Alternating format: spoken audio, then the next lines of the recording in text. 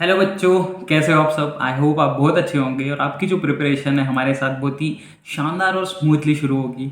तो बेटा, हम एडू लॉन्चर पे मिशन आईआईटी में आज लेके आए हैं एक नया टेस्ट, जिसमें हमें कुछ क्वेश्चंस, अच्छे लेवल के क्वेश्चंस की प्रैक्टिस होगी। और हमारा जो मिशन है आईआईटी का, उसमें मैं कुछ योगदान कर पाऊंगा आपके साथ में।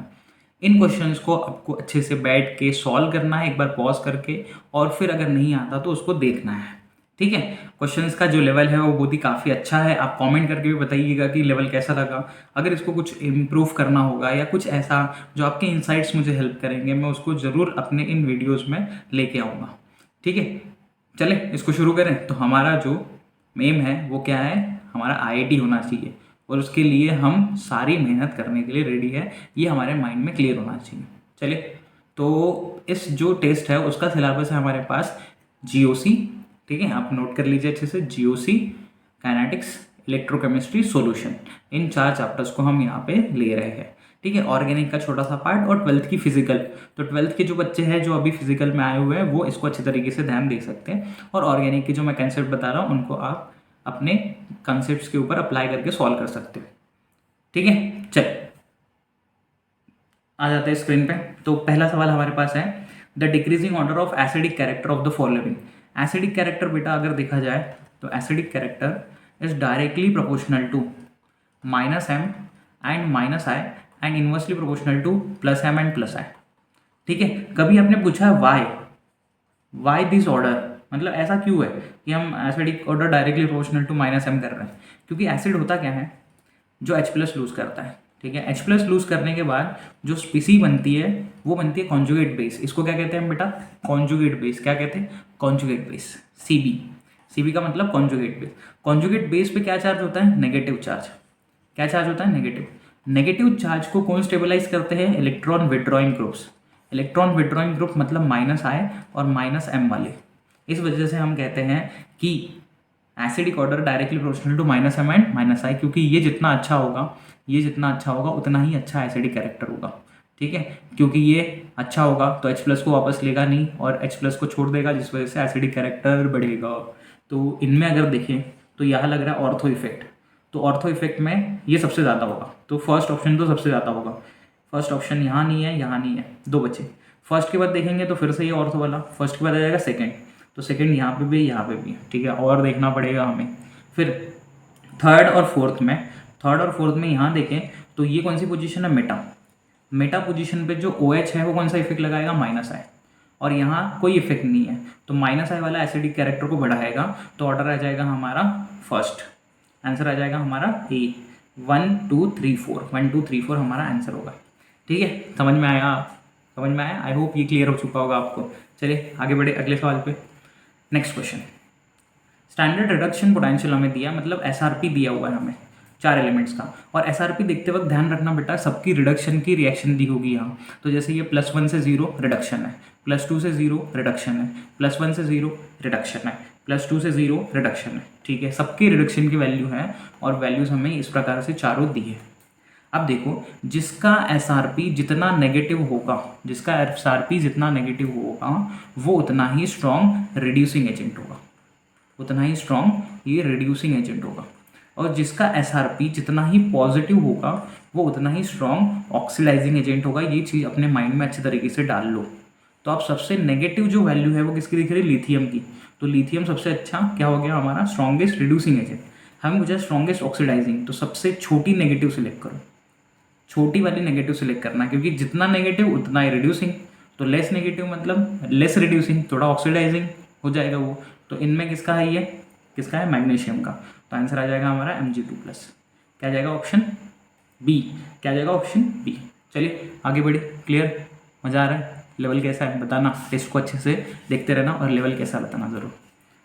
Most stable cation. अब मोस्ट स्टेबल देखो, यहाँ अगर हम देखें तो अल्फा हाइड्रोजन चेक करना, सबसे पहले क्या होगा, सबसे पहला होगा MRI, M mesomeric, MHI mesomeric मतलब रेजोनेंस, हाइपर कंजुगेशन, इंडक्टिव। तो यहाँ देखोगे तो कितना अल्फा हाइड्रोजन है, 3 6 और 2, तो टोटल अल्फा हाइड्रोजन 8 है। यहाँ अल्फा हाइड्रोजन कितना है, 3 और 3 6, और यहाँ जाएगा एक 7 अल्फा हाइड्रोजन। यहाँ अल्फा हाइड्रोजन कितने, 3, लेकिन यहाँ OH जो है उसके पास लोन पेयर होगा, और यहाँ रेजोनेंस हो जाएगा। रेजोनेंस होगा मतलब क्या हम बोल सकते हैं, बैक बॉन्डिंग। जैसे ये OH है मान लो यहाँ पे, ये C और CH3, तो इसके जो लोन पेयर्स होंगे वो यहाँ बॉन्ड क्रिएट करेंगे और कार्बन की जो डेफिशिएंसी ऑफ इलेक्ट्रॉन्स की वो कम कर देंगे, क्योंकि ये डायरेक्ट इन्वॉल्वमेंट कर रहा है चार्जेस का, तो यहाँ एक नया बॉन्ड फॉर्म होगा और इसकी डेफिशिएंसी कम हो जाएगी। तो इसको हम क्या कहते हैं, क्या कहते हैं बेटा, बैक बॉन्डिंग। क्या कहते हैं इसको हम, बैक बॉन्डिंग। तो सबसे ज़्यादा स्टेबल कौन हो गया, ऑप्शन सी, सबसे ज़्यादा स्टेबल ऑप्शन सी। ये हो जाएगा कितने, 8 अल्फा हाइड्रोजन के साथ, लेकिन यहाँ पर भी नहीं आएगा, सबसे ज़्यादा सी आएगा, सी आएगा। ठीक है, देखिए हमारे पास सवाल है अभी क्या, काइनेटिक्स का, और हमें दिया हुआ है ऐसा, मतलब रेट ऑफ रिएक्शन का यहाँ पे इक्वेशन बनाना है। तो रेट ऑफ रिएक्शन अगर हम देखें इसके लिए तो क्या आएगा बताओ, -1/2 dA/dt, dA concentration change, dt minus क्यों लगता है, क्योंकि रिएक्टेंट का कंसंट्रेशन समय के साथ रिएक्शन में कम होता है। यहाँ आता है -1/3 dB/dt, और यहाँ जाएगा +1/4 dC/dt। अब इसके हिसाब से चेक कर लीजिए क्या है, क्या बन रहे हैं, -1/2, ए के सामने लगेगा -1/2, यहाँ नहीं है, यहाँ नहीं है, ये दो बचेंगे। बी के सामने लगेगा -1/3, ये है -1/3, और सी के सामने लगेगा +1/4। Option D is right answer for us. Option D हमारे लिए राइट आंसर है। क्या समझ में आ रहा है, अच्छे क्वेश्चन लग रहे हैं। चलो ये which carbocation is more stable, carbocation में सबसे ज़्यादा स्टेबिलिटी किसमें है इनमें से, तो अगर हम देखें इनमें तो सबसे ज़्यादा स्टेबिलिटी यहाँ चेक करते हैं, सब में प्लस है बेटा, ये प्लस नहीं दिख रहा होगा तो ध्यान रखना ये सभी पॉजिटिव चार्जेस है, ये सभी पॉजिटिव चार्जेस है। ठीक है, ये सारे पॉजिटिव चार्जेस है। तो ये बताइए कि इसके अल्फा हाइड्रोजन कितने हैं, यहाँ कितने होंगे 1, यहाँ कितने होंगे 2, और यहाँ कितने होंगे 1। तो टोटल अगर हम चेक करें यहाँ 1 2 2 4 अल्फा हाइड्रोजन, 4 अल्फा हाइड्रोजन। यहाँ कितने हैं 3 और 2 5 और 1 6, तो 6 अल्फा हाइड्रोजन। यहाँ देखा जाए तो 3 3 2 8 अल्फा हाइड्रोजन, और यहाँ देखा जाए तो 2 2 और फिर ऊपर में तो एक भी नहीं होंगे क्योंकि तीनों CH3 लग गए हैं, तो 2 और 2 4 अल्फा हाइड्रोजन। तो टोटल सबसे ज़्यादा किसमें 8, कहीं बैक बॉन्डिंग नहीं हो रही है, कहीं रेजोनेंस नहीं हो रही है, अल्फा हाइड्रोजन पे ही डिपेंड करेगा। तो सबसे ज़्यादा अल्फा हाइड्रोजन किसमें है, सी ऑप्शन में। इस वजह से सी ऑप्शन हमारा राइट ऑप्शन होगा। ठीक है, चलिए नेक्स्ट क्वेश्चन पे आते हैं। Which of the following least stable alkyne, तो देखो अल्कीन की स्टेबिलिटी डायरेक्टली प्रोपोर्शनल होती है number of alpha hydrogen, number of alpha hydrogen के, नंबर ऑफ अल्फा हाइड्रोजन के। तो यहाँ के कितने अल्फा हाइड्रोजन है 8 अल्फा हाइड्रोजन। यहाँ कितने अल्फा हाइड्रोजन है, तो यहाँ देखा जाए तो 2, और यहाँ देखा जाए तो 1, तो 3 अल्फा हाइड्रोजन है। यहाँ देखा जाए तो 2 और उसके बाद यहाँ देखा जाए तो 3 5 और 1, 5 और 1 कितना हो जाएगा 6 अल्फा हाइड्रोजन। यहाँ देखा जाए 2 और 2 4, 2 और 2 4 अल्फा हाइड्रोजन। तो 6 का आंसर क्या आएगा, ऑप्शन बी। क्या आएगा, ऑप्शन बी। क्या आएगा, ऑप्शन बी। चलिए आगे बढ़े। Next, which of the following least stable resonance structure. अब देखो जब भी ये आए ना नाइट्रोजन से रिलेटेड आए तो ध्यान रखना नाइट्रोजन के जो 5 बॉन्ड है वो नहीं बनना चाहिए। पहला काम तो यही ध्यान रखना कि इसकी मैक्सिमम बॉन्डिंग 4 होनी चाहिए, 5 बॉन्ड इसके कभी भी नहीं बनने चाहिए। तो इसमें 4 बॉन्ड है, ठीक है, इसमें 4 बॉन्ड है, इसमें 4 बॉन्ड है, इसमें कितने बॉन्ड हो गए नाइट्रोजन के 5, तो ये तो हो ही नहीं सकता। तो लीस्ट अगर बोला है तो यही हो जाएगा, लीस्ट अगर बोला तो ये कितना आसान हो गया, ऑप्शन डी इसका राइट ऑप्शन होगा, ऑप्शन डी ही होगा इसका राइट ऑप्शन। क्वेश्चन देखिए, एट 300 के 2 pure liquids A and B have vapour pressure respectively. ठीक है, तो हमारे पास ए का वेपर प्रेशर है 150 mm of Hg और बी का वेपर प्रेशर है 100 mm of Hg in an equimolar liquid mixture A and D. Equimolar mixture है, मतलब ए के भी हम 1 मोल ले लेते हैं और बी के भी हम 1 मोल ले लेते हैं, इक्विमोलर है। The mole fraction of be in vapour phase, मतलब हमें क्या बोला है, वाई बी की वैल्यू निकालो। Mole fraction in vapour phase Y B पूछा गया, तो पहले क्या करते हैं हम, वाई बी का फॉर्मूला लगाते हैं। एक सेकेंड, वाई बी का फॉर्मूला क्या आएगा, P B upon P T, P B upon P T. तो हमें पी टी निकालना पड़ेगा पहले। पी टी क्या होगा, P A not X A plus P B not X B. P A not कितना हमारे पास 150, ये पी ए नॉट कितना हमारे पास 150, ये पी बी नॉट कितना 100, तो 150 इंटू मोल फ्रैक्शन क्या आएगा बताओ, मोल फ्रैक्शन ऑफ ए कितना आएगा 1/2, मोल फ्रैक्शन ऑफ बी कितना आएगा हमारे पास 1/2, तो ये हो जाएगा हाफ प्लस 100 इंटू हाफ, ये हो जाएगा 75 plus 50, 125, 125। Y B is equal to क्या आएगा, P B upon P T. तो ये होगा पी बी बेटा, ये पूरा होगा पी बी, और इसकी वैल्यू कितनी आई थी एंड में सॉल्व करके 50। तो पी बी कितना आएगा, P B not X B upon P T. Solve करते हैं, P B not X B की वैल्यू 50 अपॉन 125, तो 2/5, 2/5 मतलब 0.4। ऑप्शन डी क्या आ गया, ऑप्शन डी आ गया। डी सबका आया, डी बोलो जल्दी से, आ रहा है सवाल, बन रहे कि नहीं बन रहे, गर्मी हो रही है, गर्मी हो रही है बेटा। हाँ, ऑप्शन बी राइट आंसर हमारा। तो चलो नेक्स्ट क्वेश्चन है हमारे पास, for the first order A two C two B plus C, initial pressure हमें दिया है P A 90 mm of H G, और प्रेशर आफ्टर 10 मिनट दिया हमें 180, हाफ लाइफ हमें निकालना है। तो हाफ लाइफ का फॉर्मूला क्या होगा, 0.693 अपॉन के। तो हमें के चाहिए होगा जो कि क्वेश्चन में दिया नहीं है, तो पहला काम हमारा क्या है बेटा, के को निकालना। तो के कैसे निकालेंगे, जो इन्फॉर्मेशन दी है उसके बेसिस पे। तो यहाँ क्या करेंगे, K is equal to 2.303 upon T log P not upon P not minus X. तो यहाँ पहले इक्वेशन लिखते हैं, A to B plus C. तो ये कितने दिए स्टार्टिंग में, पी नॉट, ये 0 0। थोड़े टाइम बाद क्या होगा, पी नॉट माइनस एक्स, ये क्या होगा 2x, क्योंकि स्टोइकोमेट्री 2 है। यहाँ कितना आ जाएगा x। तो पी टी कितना आएगा बताओ, टोटल कितना आएगा पी टी, ये पी नॉट एक्स से x कैंसिल हो गया प्लस 2x। तो पी टी की वैल्यू दी थी 180, पी नॉट की वैल्यू कितनी दी थी 90 इज इक्वल टू 2x। तो x की वैल्यू कितनी आ जाएगी 90 डिवाइड बाई 2, तो x कितना आ जाएगा 45। ठीक है, अब वैल्यूज पुट करते हैं यहाँ पे। तो k is equal to 2.303, time कितना दिया 10 मिनट। अब ये जो मिनट में दिया है इसको सेकंड में करने के लिए 60 से मल्टीप्लाई करेंगे, तो 10 इंटू 60 लॉग पी नॉट की वैल्यू कितनी दी है हमें, इनिशियल प्रेशर कितना दिया 90, और 90 माइनस 45, तो ये कितना हो जाएगा, k is equal to 2.303 upon 600 log 2। ठीक है, अब हम फॉर्मूला लगाएंगे हाफ लाइफ का। तो हाफ लाइफ का फॉर्मूला क्या होता है, 0.693 अपॉन के। तो देखो 0.693 को आप इस तरीके से भी लिख सकते हो, 2.303 इंटू लॉग 2, ये भी होता है, इसी से ये वैल्यू बनती है। तो फिर के की वैल्यू पुट करो, के की वैल्यू आई कितनी 2.303 इंटू लॉग 2, और 600 नीचे है तो 600 चले जाएगा ऊपर, ये हो जाएगा पूरा कैंसिल। तो टी हाफ कितना आ जाएगा यहाँ पे 600 सेकेंड्स, हाफ लाइफ कितनी आ जाएगी 600 सेकेंड। Option second option. क्या ये चीज़ समझ में आ गई बेटा, समझ में आ गई, चलिए आगे बढ़ सकते हैं। ठीक है, चलो नेक्स्ट क्वेश्चन पे बढ़ते हैं हम लोग। The vapour pressure of pure benzene at certain temperature is 850 बार, हाँ 0.85 बार, और नॉन वोलाटाइल नॉन इलेक्ट्रोलाइट, मतलब ये बोल रहा है इनडायरेक्टली कि आई की वैल्यू 1 आएगी। सॉलिड वेइंग 0.5 ग्राम। अब देखो ये हो गया W2, क्वेश्चन को पढ़ते जाओ, वैल्यूज़ को समेटते जाओ। ये 39 ग्राम ऑफ बेंजीन, मतलब ये हो गया W1 की वैल्यू। वेट ऑफ सॉल्वेंट, 1 का मतलब सॉल्वेंट, 2 का मतलब सोल्यूट, और ये हो गया M1 मतलब सॉल्वेंट का molar mass. The vapour pressure of solution, तो ये हो गया PS की वैल्यू। ठीक है, what is molecular mass of the solid, मतलब M2 निकालना है हमको। किससे रिलेटेड है, रॉल्स लॉ से रिलेटेड। क्या formula, P not minus P S upon P not is equal to W2 upon M2, और यहाँ आ जाएगा W1 और ऊपर M1। पी नॉट की वैल्यू कितनी दी है 0.850, पी एस की वैल्यू कितनी दी है 0.845, पी नॉट की वैल्यू नीचे पुट करो 0.850। W2 कितना है बेटा, कितना है W2 कितना है बोलो जल्दी से।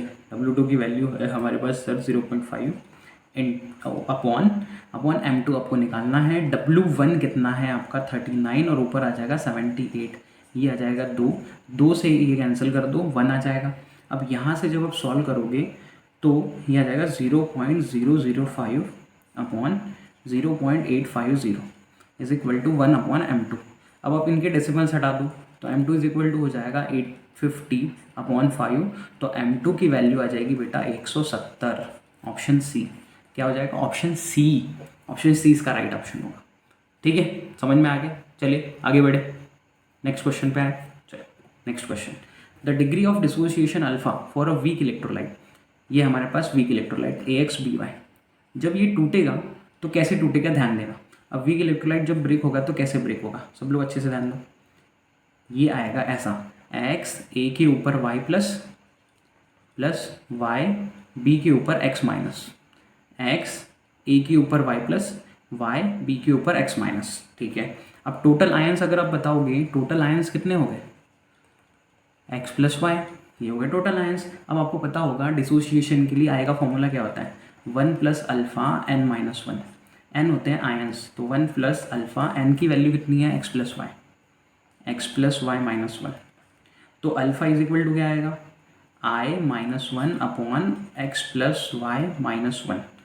ठीक है, clear. Alpha is equal to, इसको उधर डाला, इसको डिवाइड में डाला, जिंगा डाला, ऑप्शन ए क्या आएगा, ऑप्शन ए क्या आएगा, ऑप्शन ए। ठीक है, हाफ लाइफ पीरियड दिया हमें फर्स्ट ऑर्डर का, ये है 1 मिनट 40 सेकेंड, तो टोटल अगर सेकेंड में ही निकालोगे तो ये कितना आ जाएगा, 100 सेकेंड। ये कितना आ जाएगा, 100 सेकेंड। कैलकुलेट रेट कांस्टेंट, बड़ा ही हलवा सवाल है ये तो।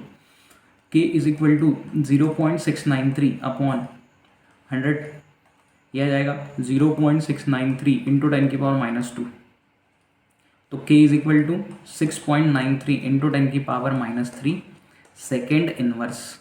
सेकेंड इनवर्स क्या ऑप्शन आएगा, बोलो क्या ऑप्शन आएगा, ऑप्शन बी, ऑप्शन बी। कुछ अच्छे सवाल है इसमें, कुछ हमने बीच बीच में हलवा सवाल भी डाले हैं जो आप सॉल्व कर पाओ अच्छे से। ठीक है, तो पूरे 25 क्वेश्चन का हमेशा सेट रहेगा, इसको अच्छे से सॉल्व करना। ऑप्शन बी इसका राइट ऑप्शन होगा। फॉर अ केमिकल रिएक्शन आपको ये दिया हुआ है, मतलब आप रेट का इक्वेशन लिखो, तो -1/1 D N two upon D T, -1/3 D H two upon D T, +1/2 D ammonia upon D T. ठीक है, ये हमारे पास दिया हुआ है। अब इसके बाद यहाँ पे कौन से ऑप्शन है, तो -1/3 और ये कितना आएगा, माइनस नहीं, ये तो प्लस आएगा, ये तो गलत है, माइनस और ये 2 नहीं, ये भी नहीं आएगा, माइनस और 1/2 प्लस में। ठीक है, यही लग रहा है हमें ऑप्शन सी, ये 3 और ये 2 ये तो नहीं हो सकते, तो सही ऑप्शन क्या है बेटा, ऑप्शन सी। ऑप्शन सी हमारे लिए राइट ऑप्शन होगा। ठीक है, रेट ऑफ रिएक्शन से रिलेटेड अच्छा सवाल था काइनेटिक्स का। चलो आगे बढ़ते हैं हम। अब देखिए क्वेश्चन है हमारे पास, कंसीडर द फॉलोइंग अनायंस, ये अनायंस हमें दिए हुए हैं, when attach to sp3 hybridize carbon their leaving group ability. अब ये सभी अटैच है किसी कार्बन से, इनकी लीविंग एबिलिटी हमें सब्स्टिट्यूशन रिएक्शन में बताना है। तो ये चीज़ अच्छे से कंसेप्ट में डाल लो, बहुत ज़्यादा अल्ट्रा इम्पॉर्टेंट, बहुत ज़्यादा इम्पॉर्टेंट पार्ट, कि leaving ability in SN reaction is inversely proportional to इसकी बेसिसिटी। ठीक है, अगर कोई हमारे पास एसिड है तो जब ये लूज होगा H+ तो क्या बनेगा, A-। को क्या बोलेंगे हम, कॉन्जुगेट बेस। क्या बोलेंगे बेटा हम, conjugate base. Conjugate base weak होगा अगर जो एसिड है वो स्ट्रॉन्ग है, अगर कॉन्जुगेट बेस वीक हुआ तो बेसिसिटी कम हो गई, तो लिविंग एबिलिटी ज़्यादा हो जाएगी। ठीक है, कोई दिक्कत इसमें, कोई दिक्कत बेटा इसमें? तो आप चेक करो कि सबसे स्ट्रॉन्गेस्ट एसिड कौन होगा, H लगा दो, सबके साथ H लगा दो, H लगा दिया हमने। ठीक है, H लगाने के बाद अब चेक करेंगे सबसे स्ट्रॉन्गेस्ट एसिड का बेस वीक होगा, तो लिविंग एबिलिटी ज़्यादा होगी। सबसे स्ट्रॉन्गेस्ट एसिड है 1, फिर है 2, फिर है 4 और फिर है 3। तो जो सबसे स्ट्रॉन्गेस्ट एसिड होगा उसका अनायन वीकेस्ट कॉन्जुगेट बेस बनेगा। वीकेस्ट कॉन्जुगेट बेस अगर बनेगा तो लिविंग एबिलिटी बढ़ेगी। क्या ये समझ में आ रहा है बेटा? जल्दी बताना मुझे, रिप्लाई करके इसको जल्दी बताना। तो सबसे अच्छी लिविंग एबिलिटी किसकी होगी? फर्स्ट की। फर्स्ट सबसे आगे कहाँ पे है? इसमें नहीं है, इसमें नहीं है।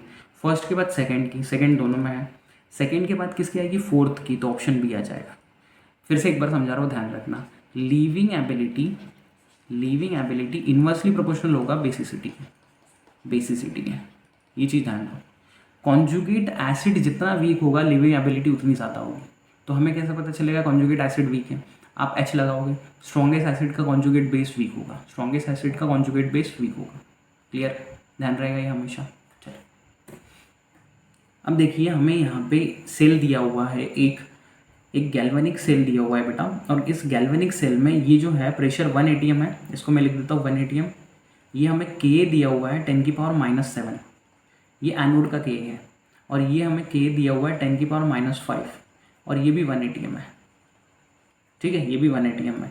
हमें पूछा गया सेल का कितना होगा, तो ई सेल की वैल्यू पूछी गई है, ई सेल की वैल्यू पूछी गई है। तो सबसे पहले आप लिखो यहाँ पे एनोड रिएक्शन, सब लोग लिखो एनोड रिएक्शन। एनोड रिएक्शन में एक्सट्रीम लेफ्ट साइड वाले एनोड होते हैं, तो ये क्या होगा, H2 से 2H+ क्या बना लेंगे, 2 इलेक्ट्रॉन्स। और कैथोड रिएक्शन क्या होगी बताइए, उल्टा, 2H+, 2 इलेक्ट्रॉन और ये बना लेंगे H2। अब ये हम ऐड करेंगे तो H2 को कैंसिल कर सकते हो क्योंकि प्रेशर सेम है, प्रेशर सेम है तो आप कैंसिल कर सकते हो। यहाँ क्या आएगा बताओ, 2H+, इलेक्ट्रॉन भी कैंसिल हो गए, और यहाँ क्या आएगा 2H+। अब ये चीज़ ध्यान रखना, ये जो है वो एनोड से आया हुआ है और ये जो है वो कैथोड से आया हुआ है। तो आपका काम क्या है, अब H+ from anode and H+ from cathode निकालना। तो H+ फ्रॉम एनोड, देखो आपको K दिया हुआ था, ना ही H+ दिया हुआ था, तो आप H+ का फॉर्मूला लगाओगे क्या, √KAC, √KAC।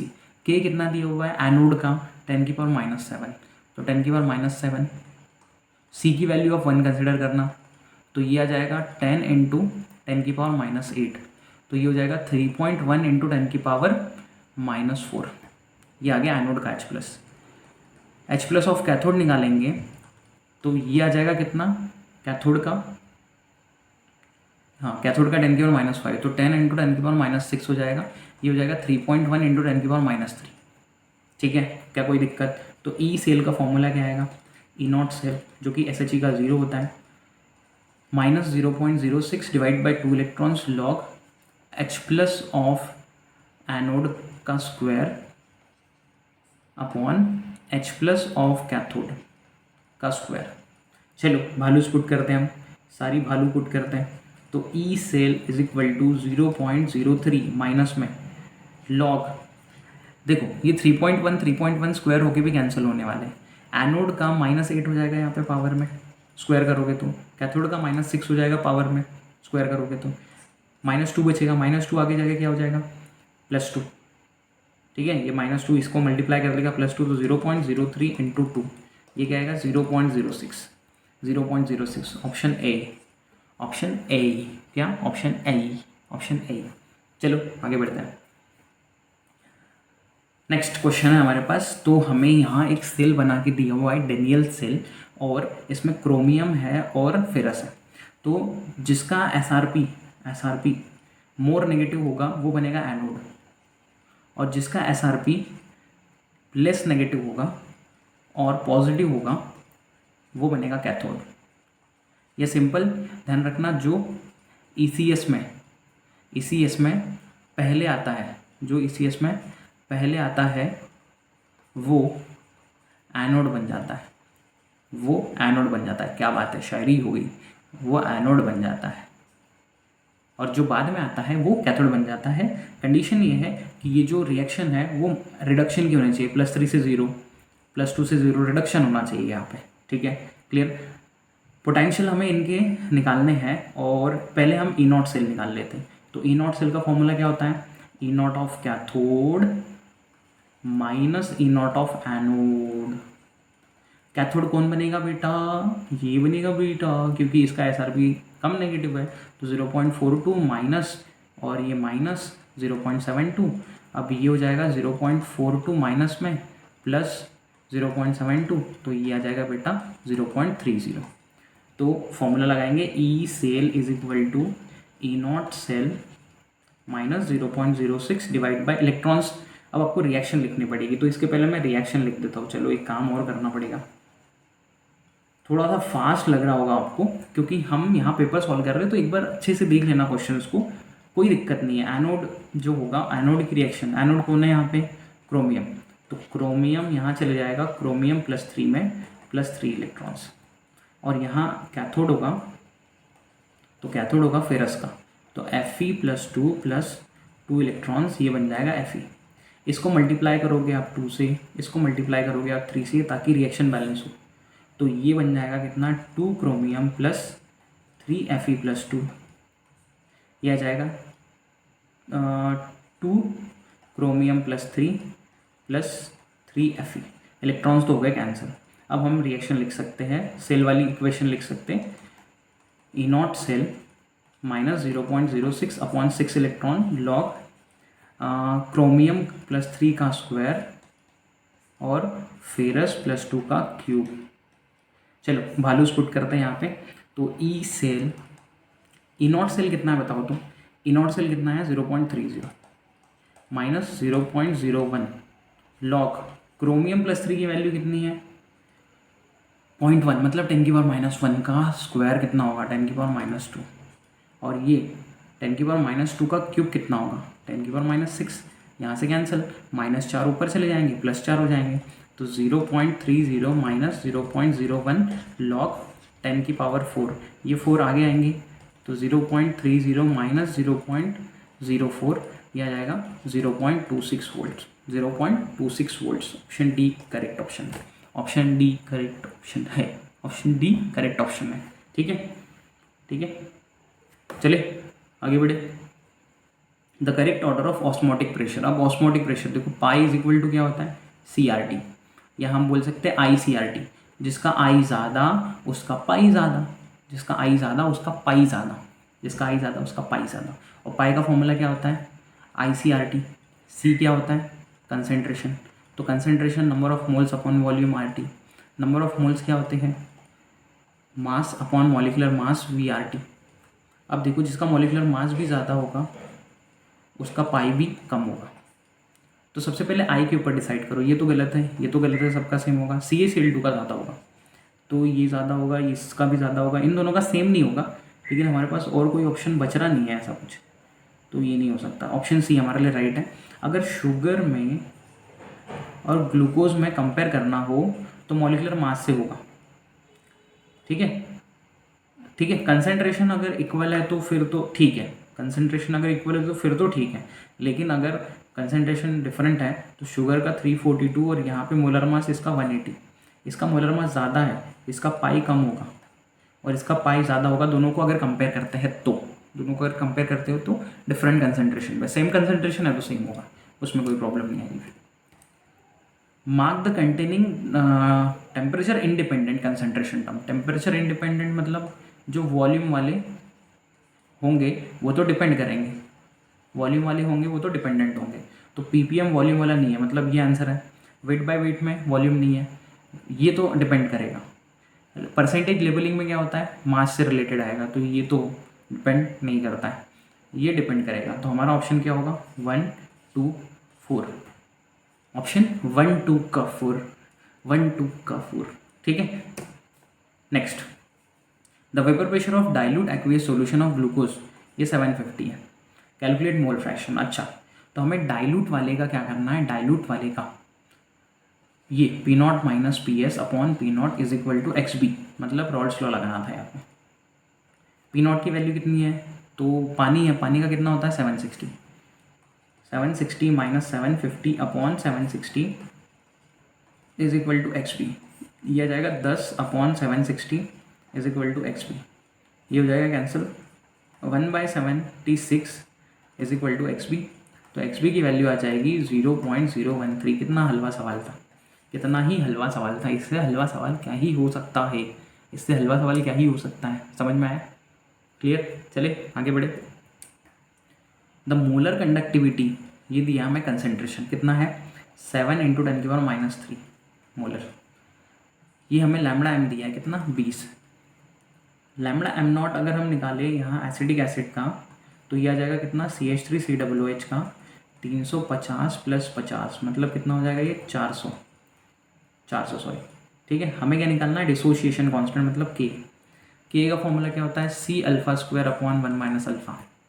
हम 1 - अल्फ़ा को 1 ले सकते हैं, ठीक है, नेगलेक्ट कर सकते हैं, नियरली 1 ले सकते हैं अगर अल्फ़ा 5% या उससे कम आता है। तो पहले क्या करोगे आप अल्फ़ा निकालो, lambda m upon lambda m0, lambda m कितना है 20, लैम्डा m0 कितना है 400, ये कैंसल 1/20 मतलब 0.05, मतलब 5 × 10⁻²। K का फॉर्मूला क्या करेंगे हम, K is equal to C⁴, K is equal to C की वैल्यू दी है ये हमें, पुट करो 7 × 10⁻3, अल्फ़ा कितना दिया है 25 × 10⁻4 स्क्वायर करने के बाद तो K कितना होगा 175 इंटू 10⁻⁻7। सो K कितना हो जाएगा 1.75 इंटू 10⁻⁻5। बोलो बेटा बोलो, कैसे सवाल लगा, कैसे सवाल लगा। ठीक है, ऑप्शन सी। क्या एक बार ज़रूर कमेंट करके बताना कि ये जो टेस्ट हमने बनाया इसका लेवल कैसा है, कि ये लेवल बहुत अच्छा है, बहुत नीचे है, या बहुत ज़्यादा ही हाई है, आपके हिसाब से एक बार ज़रूर बताना इसको, ताकि हमें हेल्प मिले आप किस तरीके के क्वेश्चंस को प्रेफर करोगे आगे चल के सॉल्व करने के लिए। Molar conductivity eight infinite solution of barium chloride, तो यहाँ BaCl2 की हमें दी है 280। उसके बाद सल्फ्यूरिक एसिड की H2SO4 की हमें दी है 860 और हमें HCl की दी है 426। हमें निकालना है किसकी, बेरियम सल्फेट की, बेरियम सल्फेट की। तो बेरियम सल्फेट के लिए क्या करेंगे हम, बेरियम सल्फेट के लिए lambda m not of BaCl2 plus lambda m not of H2SO4 minus, अब देखो HCl यहाँ पे है तो एक H और एक Cl है उसमें, लेकिन हमें तो दो यहाँ मिल रहे हैं, तो दोनों को हटाने के लिए यहाँ 2 से मल्टीप्लाई करेंगे, lambda m not of HCl। ठीक है, BaCl2 की दी है 280, इसकी दी है 860 और इसकी दी है हमें कितनी 426। ये आ जाएगा कितना 1140 माइनस 426 इंटू दो था ना, 426 इंटू 2 तो 6 दूने 12 5 और ये आ जाएगा कितना 852। तो ये आ जाएगा लगभग 288।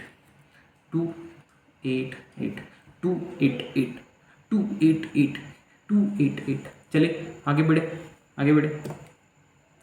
Compound soluble in NaOH। NaOH में कौन कौन मिक्स होगा, तो देखो एसिड्स की रिएक्शन जब NaOH से होती है तो ये बनाता है एक सॉल्ट, क्या बनाता है NaA प्लस H और OH मिलकर क्या बनाते हैं H2। तो जो भी एसिड्स NaOH से रिएक्ट करते हैं वो वाटर से स्ट्रॉन्ग होने चाहिए, वाटर से स्ट्रॉन्ग एसिड्स NaOH से रिएक्ट करेंगे।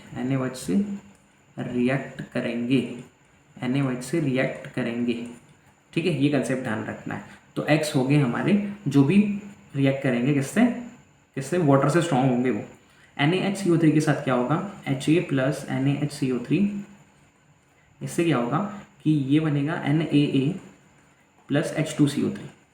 अब H2CO3 का जो pK होता है वो होता है 6.4, इसका pK 6.4। तो जो H2CO3 से स्ट्रॉन्ग होंगे वो NaHCO3 वाली रिएक्शन करेंगे। ठीक है, यहाँ लिख देता हूँ मैं, H2CO3 से स्ट्रॉन्ग वाले NaHCO3 की रिएक्शन करेंगे, NaHCO3 में सोल्यूबल होंगे, ये चीज़ ध्यान रखना है। ठीक है, तो पहले हम X निकालते हैं। देखो ये NaOH से रिएक्ट करेगा क्योंकि ये वाटर से स्ट्रॉन्ग है। हम ये जो पिंक नहीं येलो वाले लिख रहे हैं वो सब होंगे NaOH के। ये NaOH से होगा, ये भी NaOH से होगा, ये भी NaOH से होगा, ये भी NaOH से होगा, ये भी NaOH से होगा। ये नहीं होगा क्योंकि वाटर से स्ट्रॉन्ग नहीं है। All alcohols are weaker than water except methyl alcohol. ये भी नहीं होगा, ये नहीं होगा, ये नहीं होगा, ये तो दोनों से नहीं होगा क्योंकि ये बहुत वीक है। ये भी हो जाएगा, ये भी हो जाएगा। इसका pK कितना है 15.5। वाटर का pK कितना होता है 15.7 और बाकी अल्कोहल का 16 के आसपास आ जाता है। ये भी रिएक्ट करेगा, ये भी रिएक्ट करेगा, ये नहीं करेगा। तो टोटल अगर मैं X की वैल्यू काउंट करूँ 6 और 4 10, X हो गया 10। अब Y काउंट करते हैं, तो Y के लिए मैं अलग कलर ले लेता हूँ, यहाँ ब्लू ले लेता हूँ, ब्लू। तो देखो ये Y से तो मतलब करेगा क्योंकि कार्बोनिक एसिड स्ट्रॉन्ग होता है, कार्बोक्सिलिक एसिड और स्ट्रॉन्गर दैन कार्बोनिक एसिड। ये भी करेगा, 2 हो गए। अब ये नहीं करेगा, ठीक है, ये करेगा। देखो मोनोनाइट्रोफिनॉल में आपको ध्यान रखना है पैरा वाला रिएक्ट करता है, ये भी करेगा, ये भी करेगा। तो यहाँ हो गए हमारे 5, इस साइड हो गए 5। ये नहीं करेगा, ये नहीं करेगा, ये करेगा, ये बिल्कुल नहीं करेगा। ये मोनोनाइट्रोफिनॉल में सिर्फ पैरा वाला रिएक्ट करता है, तो ये हटा दो, ये करेगा। तो टोटल कितने हो गए, यहाँ 2 और यहाँ 5, 7। तो y की वैल्यू आ गई 7। तो x प्लस वाई कितना आ गया 17 हमारा आंसर होगा बेटा, 17 हमारा आंसर होगा। हमारा आंसर कैसा हो 17 जैसा हो, हमारा आंसर कैसा हो 17 जैसा हो। चलो, total number of pairs of resonating structure in which second is most stable. तो सेकेंड जो स्ट्रक्चर्स यहाँ दिए हैं वो ज़्यादा स्टेबल होने चाहिए। तो हम अगर फर्स्ट को देखें तो ये तो है, इसको अगर देखें तो ये नहीं है, ये नहीं है, ठीक है, क्योंकि यहाँ कार्बन पे नेगेटिव है, यहाँ ऑक्सीजन पे नेगेटिव है, ये ज़्यादा स्टेबल है। यहाँ अगर देखें तो यहाँ एक पॉजिटिव चार्ज, ठीक है, कॉन्जुगेशन के साथ जब हम पॉजिटिव चार्ज को लिखेंगे, पॉजिटिव चार्ज यहाँ आएगा, यहाँ तो 2 पाई बॉन्ड हो गए, ये तो बिल्कुल नहीं हो सकता, ये तो रेजोनेटिंग स्ट्रक्चर ही नहीं है उसका, क्योंकि यहाँ लोन पेयर, पॉजिटिव चार्ज और सारे जो इलेक्ट्रॉन्स हैं वो कंजर्व होने चाहिए किसी भी रेजोनेटिंग स्ट्रक्चर में, यहाँ हो ही नहीं रहा है। यहाँ 2 है और ये न्यूट्रल है, ये तो हो जाएगा, ठीक है। ये देखो यहाँ बेंजीन, 2 बेंजीन स्ट्रक्चर मिल रहा है, यहाँ एक ही बेंजीन स्ट्रक्चर मिल रहा है, तो ये तो हो जाएगा, ये तो इक्वल है, ये इक्वल है, ठीक है। यहाँ अगर हम देखें तो पॉजिटिव चार्ज यहाँ पे है जो कि दोनों साइड में रेजोनेंस में है, यहाँ एक ही साइड में रेजोनेंस में आएगा, तो ये भी हो जाएगा। तो टोटल आंसर आएगा हमारा 4, टोटल आंसर आएगा 4, ठीक है, टोटल आंसर क्या आएगा 4। चलिए क्वेश्चन पे ध्यान देते हैं अभी। The cell potential for the following reaction. तो पहले अगर हम देखें तो इसमें ई सेल की वैल्यू दी है हमें 0.576 वोल्ट, और ई नॉट सेल क्या आएगा, E naught of cathode minus E naught of anode. तो जो पहले आता है वो एनोड बनता है, तो हमें पता है हाइड्रोजन जो है वो पहले आता है, कॉपर बाद में आता है, तो हाइड्रोजन की वैल्यू भी वैसे भी स्टैंडर्ड वैल्यू होती है 0, और कॉपर की कितनी होती है स्टैंडर्ड वैल्यू 0.34 वोल्ट। देखो इस सवाल में नहीं दी थी, तो हो सकता है पेपर में हमें याद करके जाना पड़ेगा, वैसे भी डेनियल सेल का हमें याद रहता ही है, 0.76 माइनस में होती है जिंक की, 0.34 होती है कॉपर की। चलो पहले एनोड रिएक्शन लिख लो एनोड रिएक्शन। तो एनोड रिएक्शन किसका हो गया, एनोड H2 का, तो H2 ये बनाएगा 2H plus 2 electrons. Cathode reaction लिखो जल्दी से, क्या आएगी कैथोड रिएक्शन, यहाँ पे ये आएगा Cu प्लस 2 इलेक्ट्रॉन्स, यहाँ आ जाएगा Cu। तो सेल रिएक्शन क्या होगी, 2 electrons cancel, H2 Cu plus 2 2H plus Cu, ठीक है। ये बताइए अब फिर अगर हम इसको ई सेल का फॉर्मूला लिखते हैं यहाँ, तो क्या बनेगा, E not cell minus 0.06 divide by 2 log H plus का कुछ दिया है क्या हमें, H प्लस की वैल्यू नहीं, हमें pH ही निकालना है ना, तो ये आ जाएगा H प्लस का स्क्वायर, और कॉपर प्लस 2 का कितना है 0.01 मतलब 10⁻²। चलो अब सॉल्व करते हैं। ई सेल कितना है 0.576, माइनस इसको इधर लेके जाएंगे तो ये हो जाएगा -0.340 -0.03 लॉग H प्लस का स्क्वायर अपॉन 10⁻²। हमें निकालना क्या बेटा, pH होता क्या है, negative log of H plus, ये निकालना है हमें, ठीक है। अब सुनो इसको माइनस करते हैं तो ये कितना आएगा 0.236 divided by 0.03 minus log of H plus और 10⁻²। ये कितना आ जाएगा बेटा, ये कितना आ जाएगा, करीब आ जाएगा, सॉल्व करने पे अगर हम देखें तो ये आ जाएगा लगभग 8, ये आ जाएगा कितना 8 माइनस लॉग H प्लस का स्क्वायर, और ये आ जाएगा कितना 10⁻²। अब देखो अगर हम ये यहाँ से pH निकालने की कोशिश करते हैं तो इसका अगर हम लेते हैं